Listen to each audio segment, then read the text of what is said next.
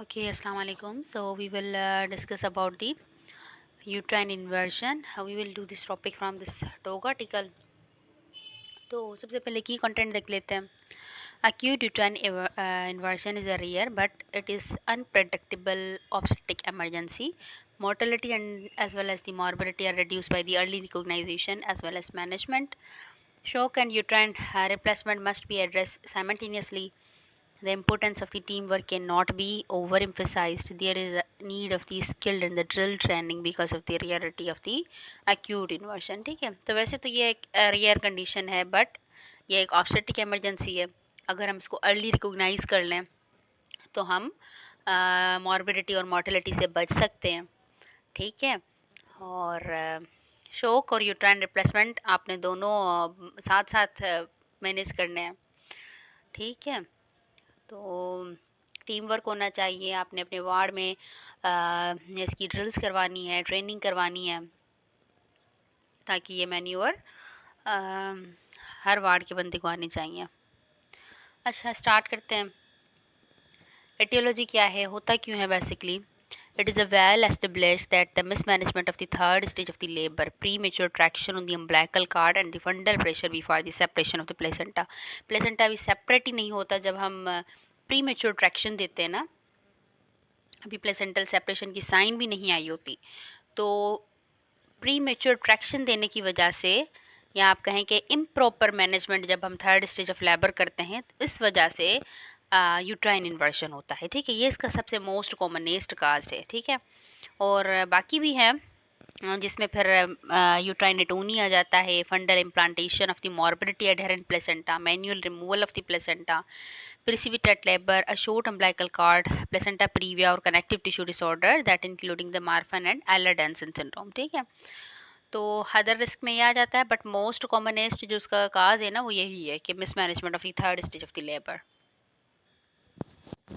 अच्छा, इसकी पैथोफिजियोलॉजी क्या है. बेसिकली इसके 3 पॉसिबल इवेंट हो सकते हैं. ठीक है, एक तो ये है कि जैसे हम प्लेसेंटा को खींच रहे होते हैं, ट्रैक्शन दे रहे होते हैं, अभी सेपरेट भी नहीं हुआ होता तो हम ट्रैक्शन दे रहे होते हैं फोर्सफुली. तो इस वजह से होता क्या है कि यूट्राइन जो वाल है ना वो प्रोलैप्स हो जाती है सर्विक्स के थ्रू. ठीक है, और सेकंड इसकी पैथोफिजियोलॉजी ये है कि यूट्राइन वाल का वो पार्ट रिलैक्स हो जाता है. ठीक है, और साइमल्टेनियसली जब हम डाउनवर्ड ट्रैक्शन देते हैं ना तो फंडस क्या होता है, उसकी इन्वर्जन हो जाती है यूट्रस के अंदर.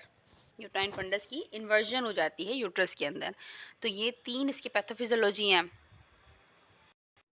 ओके, तो स्टेजिंग देखें, इसको कैटेगराइज किया गया है first, second, third and fourth degree में. ठीक है, तो जो फर्स्ट डिग्री और सेकंड डिग्री है वो इनकम्प्लीट में आते हैं और थर्ड कंप्लीट और फोर्थ टोटल. ठीक है, तो बेसिकली जो फर्स्ट डिग्री है ना उसमें होता क्या है कि inverted fundus extended to but not beyond the cervical ring. ठीक है, सर्वाइकल रिंग से बियॉन्ड नहीं होगा. ठीक है, फंडस इन्वर्टेड तो होगा but not beyond the cervical ring.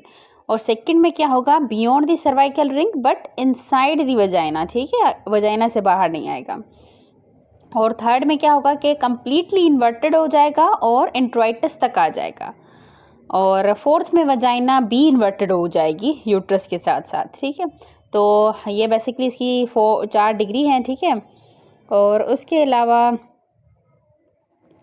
सबसे पहले तो आप क्या करते हैं, जब भी पेशेंट जाएगी यूट्राइन इन्वर्शन में तो मैन्युअली रिप्लेस करते हैं आप. ठीक है, अगर आपकी मैन्युअल रिप्लेसमेंट फेल हो जाए ना तो फिर आपने क्या करना है, हाइड्रोस्टैटिक मेथड अप्लाई करना है. ठीक है, तो हाइड्रोस्टैटिक मेथड अप्लाई करने से पहले आपने किन चीज़ों का ख्याल रखना है कि यूट्राइन रैप्चर तो नहीं हुआ है पहले. ठीक है, तो पहले आपने यूट्राइन रैप्चर को एक्सक्लूड करना है and this procedure is performed in the operation theatre with the women in the lithotomy position.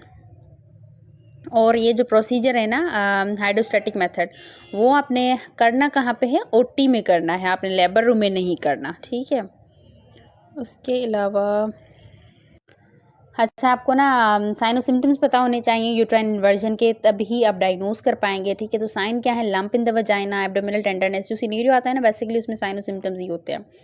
तो अगर आपको आएंगे तो आप इजीली क्वेश्चन सोल्व कर सकते हैं.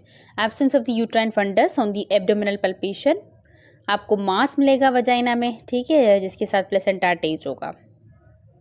सिम्टम्स में पेशेंट पेन की कंप्लेंट करेगी और सडन कार्डियोवास्कुलर कोलैप्स में जाएगी, ठीक है, और PPH. So these are the sign and symptoms of the acute uterine inversion. उसके बाद डीडीज में क्या आता है? Uterovaginal prolapse, fibroid, polyp, postpartum collapse, severe, uterine atony, neurogenic collapse, coagulopathy, retained placenta without inversion. So these are the DDs of the uterine inversion, ठीक है। तो if the manual replacement is failed then जी आप देंगे उसको, ठीक है। और जीए का बेसिकली एडवांटेज क्या है? It promote the uterine relaxation. एक तो ये पेन रिलीफ करेगा, उसके साथ साथ ये यूट्राइन रिलैक्सेशन भी करवाता है। In the past use of the हैलोथेन inhalation was advocated because of its uterine relaxation properties with the availability of the safer anaesthetic agent and the risk of the severe hypotension with the हैलोथेन। However it is not longer preferred. पहले तो halothane देते थे ना, अब halothane exclude हो गई है, ठीक है, क्योंकि ये हाइपोटेंशन करवाती है, तो इस वजह से अब हेलोथेन नहीं देते, अब जीए देते हैं। ओके, तो हाँ, सबसे पहले जब भी पेशेंट यूट्राइन इन्वर्जन में जाएगी तो आपने करना क्या है? आपने कॉल फॉर हेल्प करनी है, ठीक है। उसके बाद आपने इमीडिएटली मैन्युअली रिप्लेसमेंट करनी है और साइमल्टेनियसली आपने पेशेंट की शॉक में चली जाती है, कार्डियोवास्कुलर कोलैप्स में चली जाती है, तो फिर आपने उसके साथ साथ रिससिटेट भी करना है पेशेंट को, ठीक है। अगर मैन्युअली रिप्लेस हो जाती है ना, सक्सेसफुल आपका प्रोसेस हो जाता है, तो फिर आपने क्या करना है? रिमूव करना है प्लेसेंटा को, मसाज करना है, ऑक्सीटोसिन देने हैं, इसको एंटीबायोटिक देते हैं, ठीक है, बात हो गई ख़त्म। बट अगर आपने मैन्युअली रिप्लेस किया इमीडिएटली बट नहीं हुआ रिप्लेस, इन्वर्टेड ही है यूट्रस और पेशेंट भी शॉक में, तो फिर आपने क्या करना है? आप इसको यूट्राइन रिलैक्सेंट दे दें, ठीक है। और उसके साथ साथ आपने उसको क्या देनी है? आईवी या सबकुटिनियस आप टर्बिटलिन दे दें उसको, ठीक है, 0.525 मिलीग्राम। और फिर उसके बाद आपने क्या करना है? हाइड्रोस्टैटिक रिप्लेसमेंट करें। अगर वो भी अनसक्सेसफुल जाती है तो फिर आपने क्या करना है? लैप्रोटमी करनी है, ठीक है। और अगर अनसक्सेसफुल जाता है और पेशेंट शॉक में है तो फिर आप उसको जीए देंगे, जीए दे के आपने हाइड्रोस्टैटिक रिप्लेसमेंट करनी है ओटी में, ठीक है। और अगर ये भी फेल जाता है तो फिर आपने लैप्रोटमी करनी है। कितने परसेंट पेशेंट्स में यूट्राइन इन्वर्जन के बाद मैनुअल रिप्लेसमेंट और हाइड्रोस्टैटिक फेल जाता है? 3% में, ठीक है। लेस देन 3% पेशेंट प्रोसीड करते हैं लैप्रोटमी में।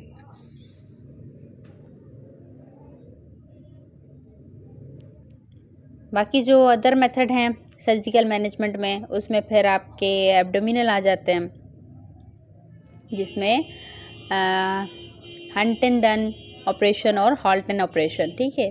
वैसे बेसिकली उसकी का टॉपिक है, बस जो BCQs के हवाले से जो पॉइंट्स थी वो मैंने आपको बता दिए हैं।